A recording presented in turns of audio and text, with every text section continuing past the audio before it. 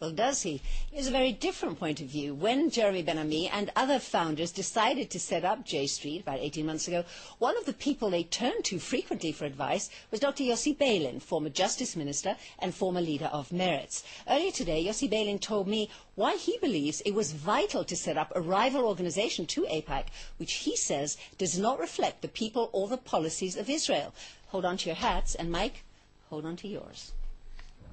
The birth of J Street is a result of a feeling of many American Jews that AIPAC does not represent them, that AIPAC became a very rightist organization, which is defending very rightist policies, sometimes to the right of the Israeli government. Personally, this was my feeling as an Israeli minister for many years. I mean, I would come to talk to AIPAC in Washington, and they would tell me this is not the right policy. You have to do something else. I said, hey, who are you actually? Now, AIPAC is not registered as a foreign agent. AIPAC is there to create better relationship between Israel and the United States. This is the pretext. In reality, it feels itself as the real embassy of Israel. Speaking about the governments of Peres, of Rabin, and of Barak, AIPAC did not accept their policies. Even though from time to time they paid lip service. They said, we will work with every Israeli government, but I'm the witness. I was the one who was told by them, this is not the right policy. You cannot pursue it. What you said right now to the American leadership was wrong. And things like this. And J Street, I believe, is saving the support for Israel by many American liberal Jews who could not accept it, that AIPAC is representing them so-called. Now, you mentioned foreign agents. According to a report in the Jerusalem Post, which I believe is grounded in fact, several members of the board of J Street are in fact members of the board of pro-Arab and pro-Iranian groups working in the United States. And there is also evidence that much of the funding of J Street does come from pro-Arab groups. Doesn't this concern you?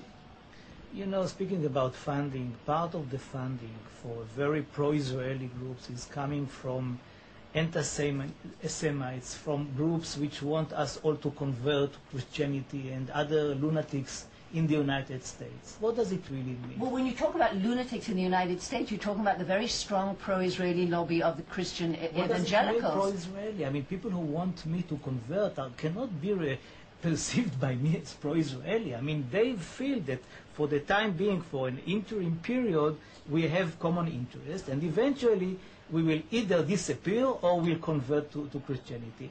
So, I mean, speaking about this, it is endless. If you ask me whether supporting Israel is contradictory to the support for the Palestinians, I would say definitely no. This is a different world. AIPAC sees itself as a zero-sum game. I believe that the real game is not a zero-sum game, but win-win. We can win and the Palestinians can win. And if on the board of J Street there are some pro-Palestinians who believe that they can be both pro-Palestinians and pro-Israeli, they are very welcome. I don't really, I didn't read this article, and I don't know which are these names. Well, I have a name of Genevieve Lynch, who is a board member of the National Iranian American Council and a member of the board of J Street. Okay, I believe that if somebody is supporting Ahmadinejad, he cannot support Israel. And one more question, Dr. Beilin. Do you believe it was the right decision by the government of Israel not to be represented at the J Street conference, which ends today, and for Ambassador Michael Oren to cancel his appearance? Well, can you imagine a situation whereby the president is sending his congratulations to this event, that many Israeli officials and former officials are there, and that the Israeli ambassador is not there? It is shame on this policy led by the first diplomat of Israel, Mr. Lieberman, who is boycotted and hated by the whole world. This is our situation, regretfully. We are paying a crazy, crazy price for this political nomination of Lieberman. And the fact that the ambassador is not there is part of this of this policy of boycott. We are boycotting Norway and Sweden and maybe also France and so many others, and the Goldstone Committee, and eventually what is the result? that we are becoming, God forbid, the pariah state, which cannot even join the OECD now. Well, strong words. I feel I should apologize for that remark made by Yossi Beilin. He's a big boy. He can speak for himself. What's your response to what he has to say? Well, my response to Yossi Beilin is you're a racist. I'm a Christian Zionist, and there is no quid pro quo. Christian support for Israel isn't based upon conversion. That's completely bizarre. For you to take the position that we support Israel, Harry Truman supported the state of Israel, and he was a Christian Zionist, and he wasn't basing it upon conversion. That's a sorry, lame excuse.